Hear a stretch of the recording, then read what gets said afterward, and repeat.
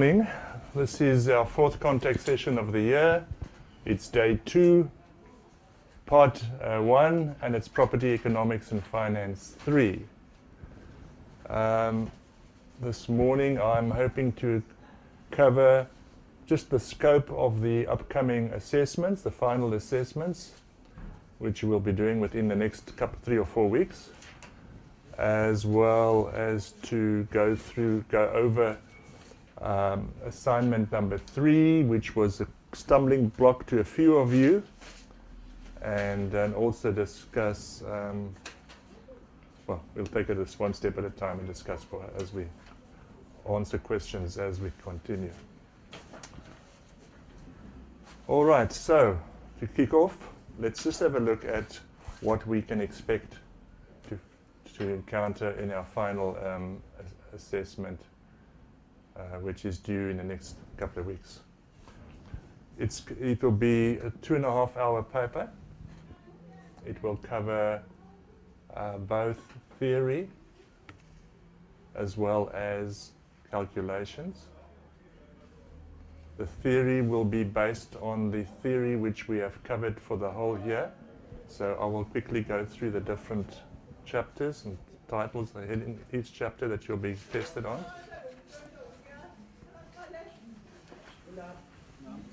Let's just look at the contents page of your book. The contents page, and I'll indicate, you can just indicate on the contents page which chapters we'll be doing. Chapter 1 we dealt with the nature and scope of real estate investment. Chapter 2, the investment decision process. Chapter 3, investment time horizons. In Chapter 4, we did the decision-making approaches. We did the definitions of the different decision-making approaches. And we also did the first of the calculations that we did this year, where we did the payback period, the discounted payback period, the NPV, the IRR, the modified internal rate of return, or the MIRR, and then we did the profitability index. That all came out of Chapter 4. Chapter 5 was investment strategy. And then we skipped we did Chapter 6 as well, which was the ownership entity, the different types of property of ownerships. We left out 7 and 8. And we resumed in the second semester with Chapters 9, the nature of risk, risk analysis, Chapter 10, risk management and control, 11. 12 was performance of property as an investment, and 13, property portfolio planning, and finally Chapter 14, institutional property investment. So there are 45 marks allocated to the theory part, 45 marks, and 45 marks allocated to the calculations, which will all be based on the time value of money type calculations, as covered in your assignment 3. Now your assignment 3 all have been marked, and you can go into it on Blackboard and look at your marks achieved. And generally speaking, the marks were pretty good. There were quite a number of you that achieved in the 90%. Approximately, and only a few of you had some difficulty. And so I'm quite happy to again work through that assignment 3 during the course of this morning, just to ensure that you feel comfortable with it, as half of your marks for your final assessment will come out of time value of money. And as previously mentioned to you, as previously said to you in earlier sessions, your time value of money does not only form part of this year's content, but plays a vital role in the work school and in the board exam if you wish to continue and to become professional valuers in future. Any questions so far? We're comfortable. We don't have any questions from the floor. And for some of you around the country who attended the recent contact sessions in September, we'll be covering quite a bit of the same stuff today, in particular with emphasis on the time value of money calculations.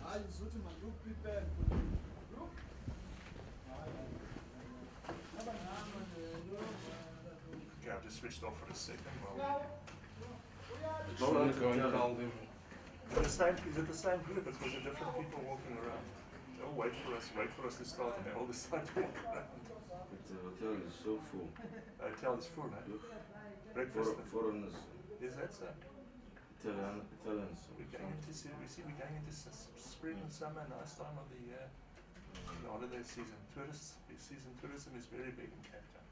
It's a very big contributor to the economy of the Western Cape. The problem is we don't have water this year. That's maybe a major problem.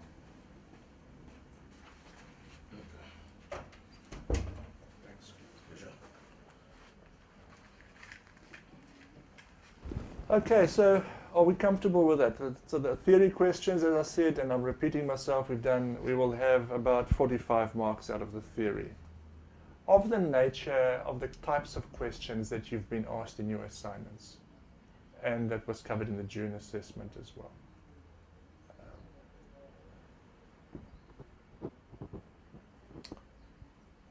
So today I would like to continue now and just to look at areas on assignment 3 and see where are the areas where the students here may have had some difficulty with.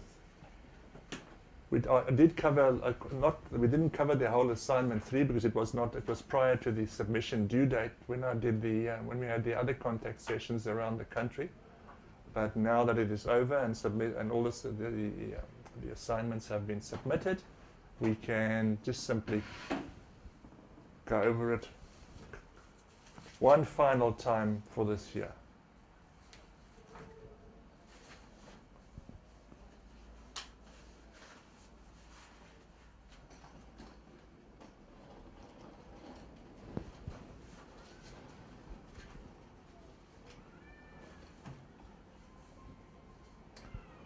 All right, so let's take a look now then again at the assignment 3 where we had I think there were 14 or 15 questions.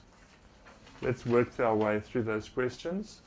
I will try and explain it so that, and where necessary, use the flip chart behind me to elaborate. The first question question 1, pertain to nominal and effective interest rates.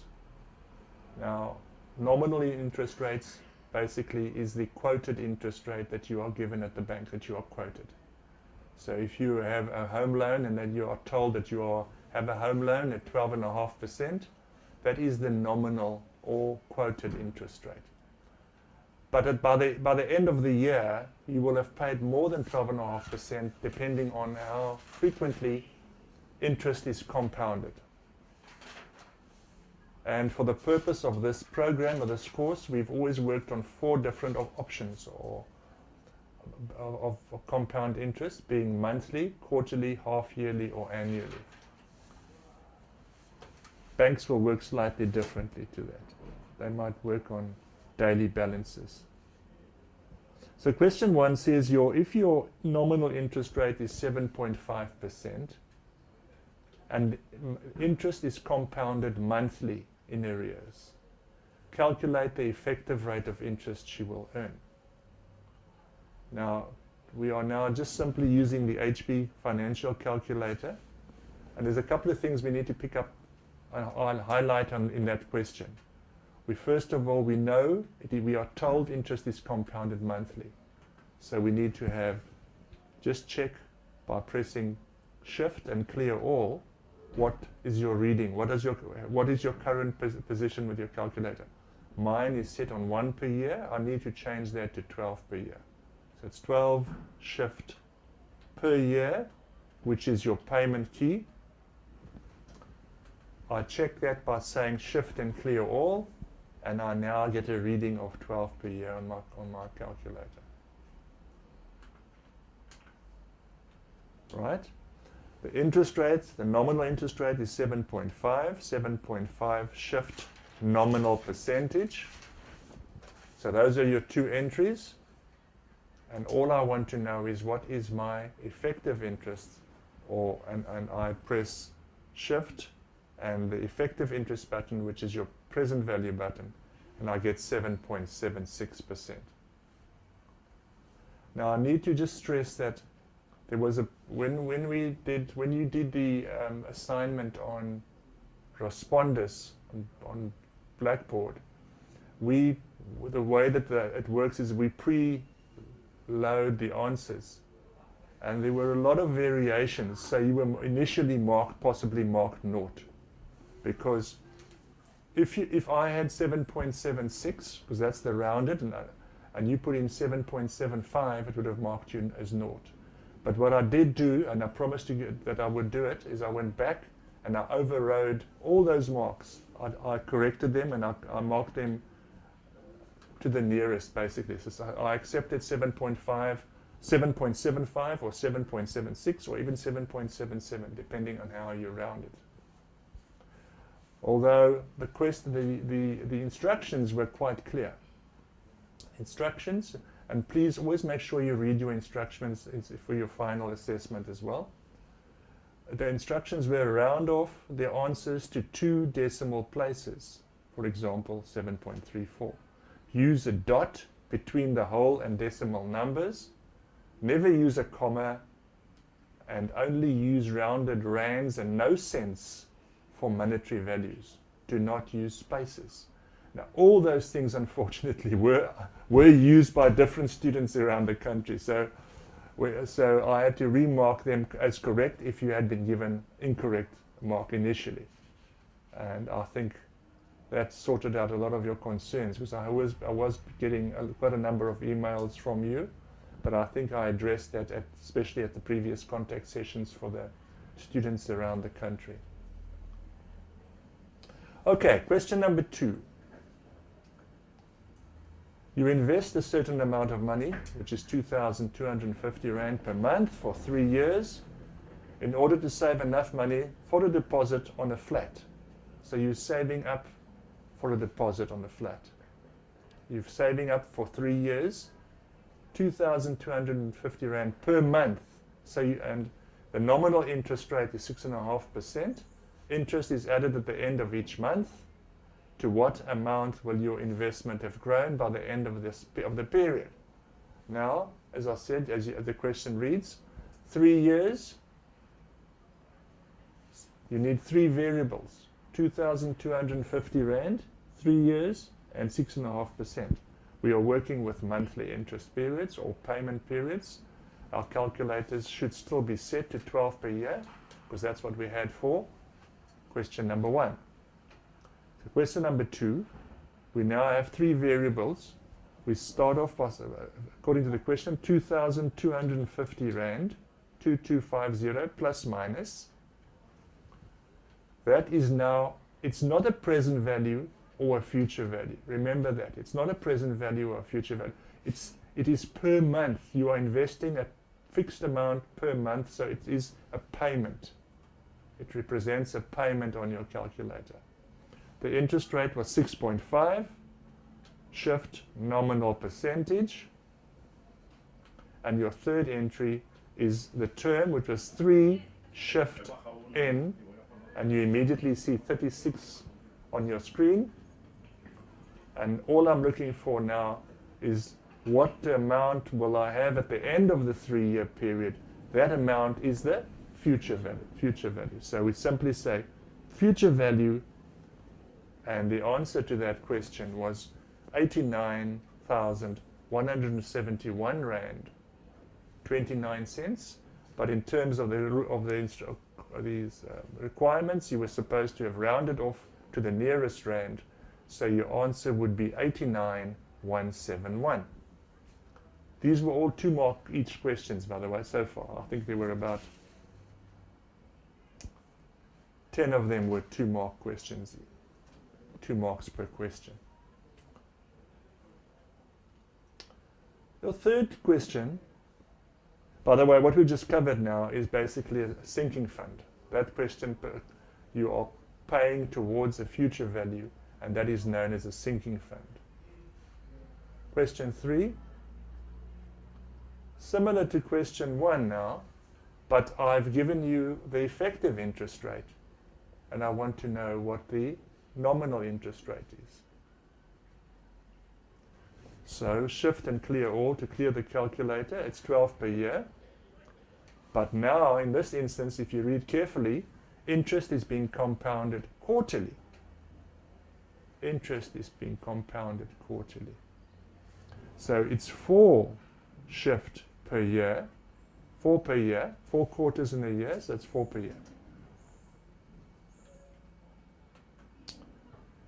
And if my effective interest rate is 7.819, so 7.819 shift is the effective interest, I want to know what is my nominal interest rate. I will simply say shift nominal interest rate, and I get 7.599662947, and when you round that off to 2 decimal points, you get 7.60. Now, also, I noticed that respondents was marking 7.6 incorrect. It had to be 7.60. So I overrode that 7.6 to be incorrect. I remarked it.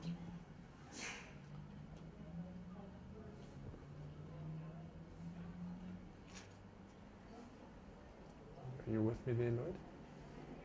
All right, let me work through that one again. If you say shift and clear all, what do you get? 4 per year. 4 per year. You've got that. Now, I have given you the effective interest of 7.819. So it's 7.819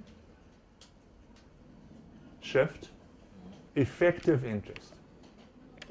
Effective interest. Okay.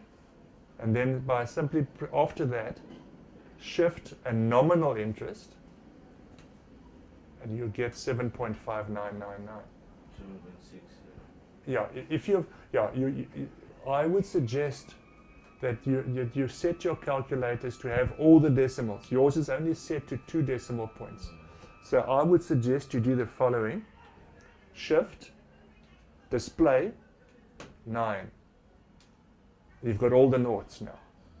So if you redo that thing, that question number 3, 7.819, shift effective, shift nominal now, you get all the numbers that I got, 7.599, which is rounded to 2 decimals, gives you 7.60%. 7.60. Okay? Question number 4. Your question reads, you require 120,000, although there was a naught missing. There was a digit missing, so I accepted the answers for both 120,000 as well as those of you that worked on 12,000. Do you have the question? You don't have the question paper? Okay, no problem. It's fine, it's fine. Oh, that's the book. That's right answers. If based on 120,000, that is what you require for a deposit on a house in 4 years' time. What amount do you need to save monthly if you earn 5.5% nominal interest per annum, compounded monthly, and your payments are made on the 1st of every month? And you've got the variables would be 120,000, and if you use 12,000, I marked it correct as well. Monthly, so it's 12 per year, 5.5% nominal interest,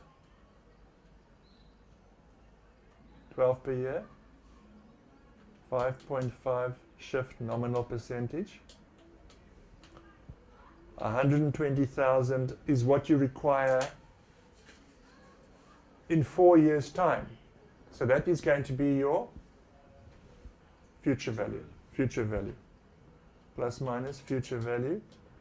Now payments are made on the 1st of every month. So you've got to make sure your calculator reads at the beginning. Remember that at the beginning function? Shift and begin end. Right? And we want to know payment. 120,000 plus minus is future value. Interest rate was 5.5. Shift nominal percentage. 4 shift n, which gives you 48. It's set on to begin. So my payment is 2230.55.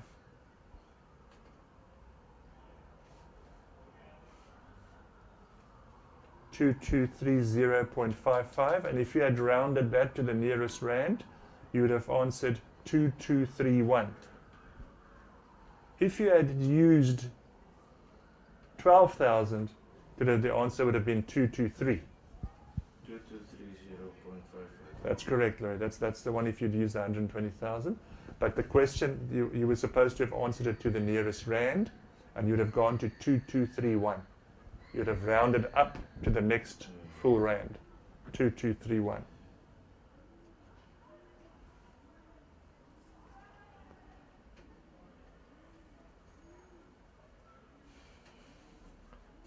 That's if payments are made at the beginning of the. That's important to note, if payments are made at the beginning of every month.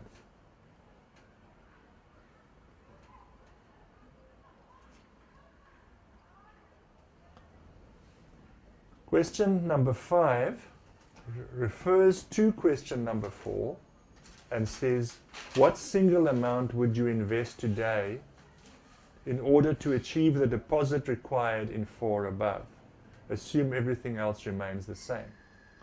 Now, a single amount today is not a payment. We're talking about present value. Remember, we've got a future value, and they say, what single amount, what would you have to invest as a single amount or as a lump sum today at 5.5% interest to give you the 120,000 in 4 years' time? Now, when we are working with present values as a single amount or lump sum, the payment in advance or in arrears doesn't come into play. It doesn't matter what your calculator is set, whether it's to begin or to end, because you're not dealing with the payment function. So I'm going to take that out by saying shift to begin end, and it goes away. I'll remove the beginning function, payment function, and I'll say the following now. I'm wanting 120,000 plus minus in future value. 4 shift n gives me my term. My n is 48 months, 4 shift n. The interest rate was 5.5 shift nominal percentage. Now, because it's a single amount, a lump sum as at today, I'm looking for my present value. So my PV. My PV now, because it's a present value, a single amount. It's not a regular payment on a monthly basis. 96,351. 96,351. 96,351 invested today for 4 years at 5.5% will give me 120,000 at the end of the term. If you had used the 12,000 in question number 4 instead of the 120,000, your answer would have been 9635. All right? It would have just been 1/10 of the number. 12,000 was a tenth, 1/10 of 120,000. 96351. That's the answer. The program was set. The computer, the responders were looking for an answer of 96351. not 96350.67. It wasn't looking for the cents. So if you had entered the cents, it would have marked you wrong. But I would have overridden it once again. If you go into, you can all go into your assignments, see what you've submitted on Blackboard, and see the marking thereof. You can get the marks are all. Once I've marked it, I allocate the mark there, and you can actually see what mark you got for it. All right. We're making good progress here. We're going on to question number 6 of your assignment. This is the third assignment.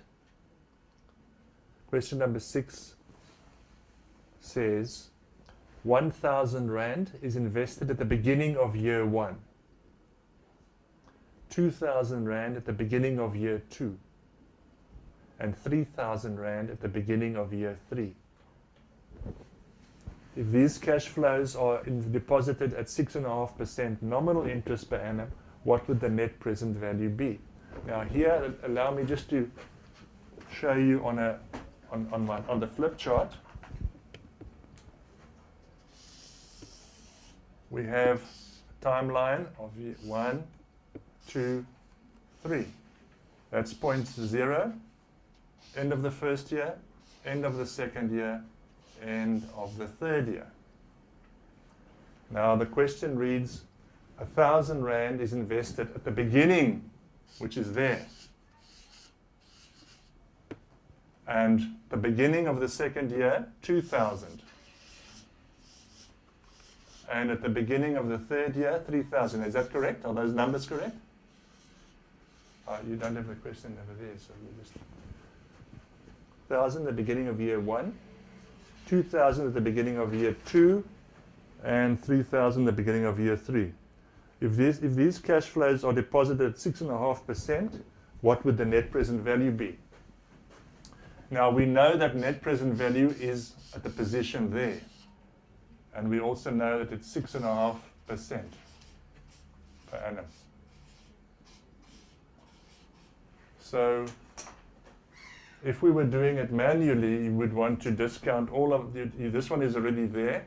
You would discount that there, and you discount that there, and you add up all your present values to get to your net present value. On the financial calculator, we do that as follows.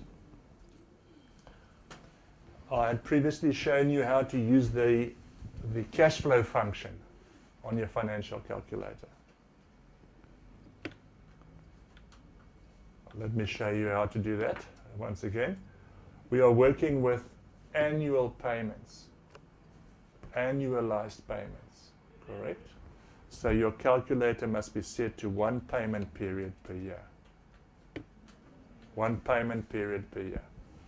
Key in the interest rate, which is 6.5%, nominal percentage.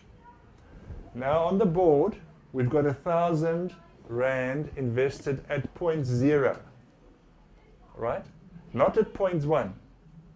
It's paid in advance on the beginning of each year. So the 1,000 Rand goes in, 1,000. Do not say plus minus now. We're not using the present value or the payment or the future value keys. We're going to be using CFJ, in the CFJ key. And it said CF0, 1,000 Rand. The second investment of 2,000, if you enter CFJ, you get CF1, which is cash flow position 1. It's cash flow for year 1, which is that 2,000 that you've entered in there. And you say now 3,000 CFJ again, which is CF2. Although it's CF2, you've entered in 3 values because your first value was entered in at CF0. So you've entered in you have keyed in all 3 values. All I'm looking for now is the NPV of that, because that's the question. What would the net present value? So after having completed that, I say shift NPV, and I get a figure, an answer of 5522.91. That would be rounded to 5523, according to the instructions for this assignment. 5,523.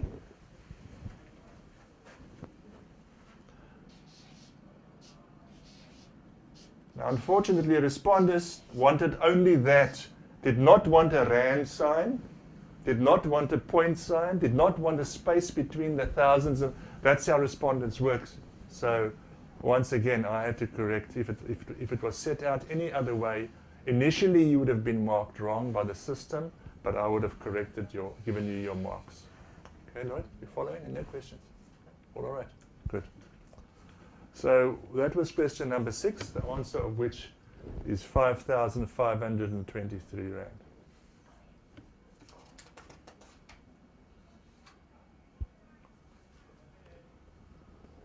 Question number 7 concerns a developer who borrows 6 million rand for the development at 12.5% compound interest, which needs to be repaid annually in advance. Annually in advance in 6 equal installments. So it's 6 annual payments required to amortize that loan of 6 million, and payments are made in advance. So we need to check our calculators. Mine is currently still programmed at 1 per year. Shift and clear all, 1 per year. Your 6 million rand represents what? In terms of what we use the financial calculator, which buttons we use, your 6 million is the present value. It's a loan received today. 6 million plus minus PV, right? Your interest rate is 12.5, shift nominal percentage. 6 installments, so that's 6 shift N. But payments are in advance. So no, we can still say shift and begin. Right. We are now ready to say, what is my annual payment? Payment, by pressing the payment button, you will now get a figure of 1,315,625 rand. And it will be given you 50 cents thereafter, which you can, 49.8 cents, which you can basically ignore. So it would be Payment or future loan? It's a payment. Calculate the installment payable. Calculate the future value. He's going to amortize that. It's like a mortgage loan, which he borrows 6 million for the development. He's going to pay it off over 6 equal installments in advance at an interest rate of 12.5% per annum. Calculate the installment payable. So it's a payment. 1,315. 625.49, but you drop off the 49 in terms of what's been requested, and you just give me 1,315,625.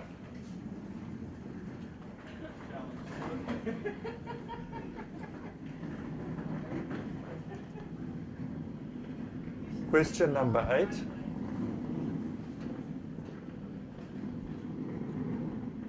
Now,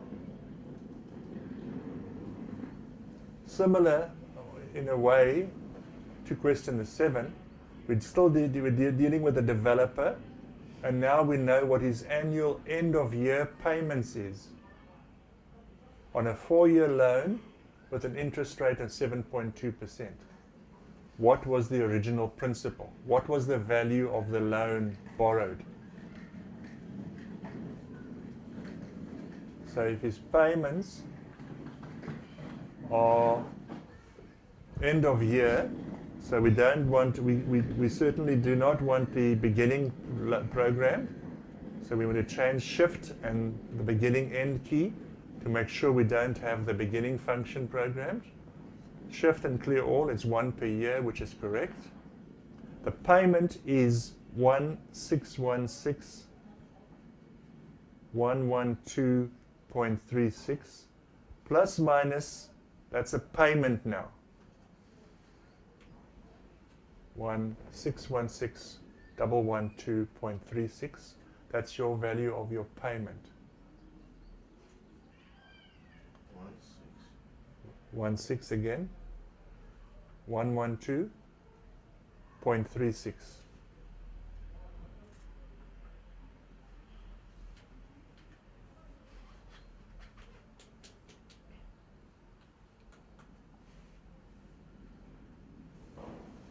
Your interest rate is 7.2%, 7.2 shift nominal percentage,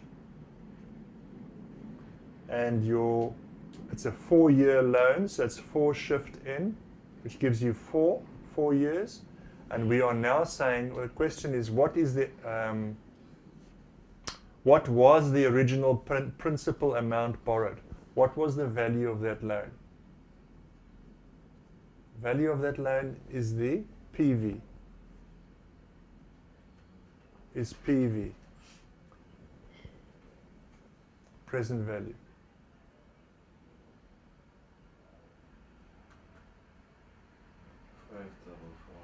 5,449.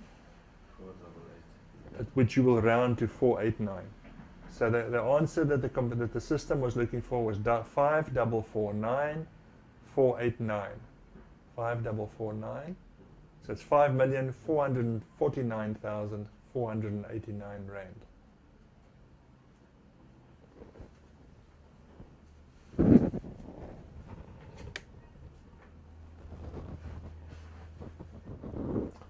That was question number 8. We'll do question number 9 before we have a short break. Question number 9. A developer borrows 10 million rand from the bank.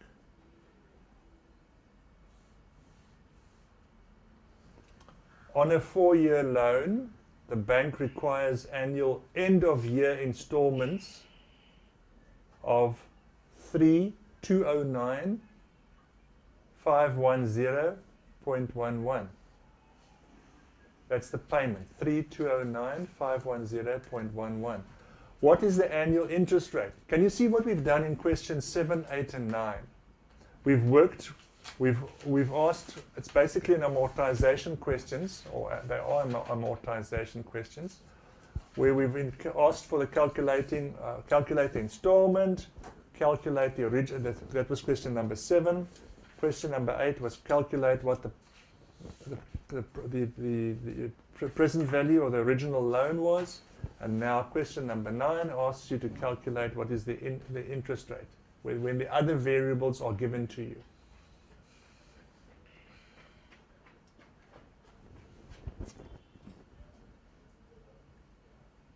So we're still dealing with annual interest rates and annual payments. We know the 10 million is your present value. 10 million plus minus is your present value. Correct.